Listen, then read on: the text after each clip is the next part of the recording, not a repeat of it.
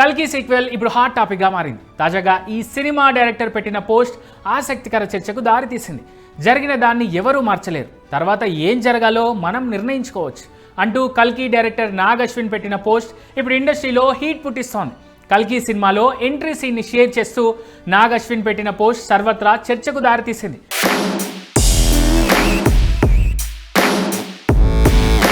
కల్కి సీక్వెల్లో నటి దీపికా పదుకోన్ నటించడం లేదంటూ ఇప్పటికే నిర్మాణ సంస్థ వైజయంతి మూవీస్ అనౌన్స్ చేసింది. మేకర్స్ అఫీషియల్ అనౌన్స్మెంట్ తర్వాత నాగ్ ఇలా పోస్ట్ పెట్టడం ఆసక్తి రేపుతోంది.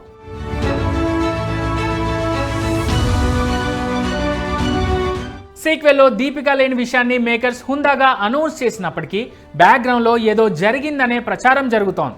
రీసెంట్గా స్పిరిట్ నుంచి దీపిక వెళ్ళిపోవడం, ఇప్పుడు కల్కి సీక్వెల్ నుంచి తప్పుకోవడంతో కొత్త చర్చ మొదలైంది. దీపిక అడుగుతున్న పారితోషకాన్ని, స్టాఫ్ మెయింటెనెన్స్ విషయంలో ఆమె గొంతమ్మ కోరికలను నిర్మాతలు భరించలేకపోతున్నారనే ప్రచారం మరోసారి తెరపైకి వచ్చింది.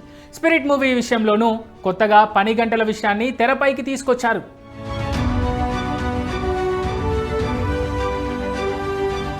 మరీ ముఖ్యంగా ప్రభాస్ ప్రాజెక్టులను బ్యాక్ టు బ్యాక్ దీపిక ఎందుకు వదులుకుంటున్నారు? ప్రభాస్ లాంటి హీరోల సినిమాలను వదులుకొని దీపిక తప్పు చేస్తున్నారా? స్పిరిట్లో నటించనని దీపిక చెప్పడంతోనే ఇప్పుడు కల్కి సీక్వెల్ నుంచి దీపిక అవుట్ అయ్యారా? దీని వెనుక ప్రభాస్ ఉన్నారా?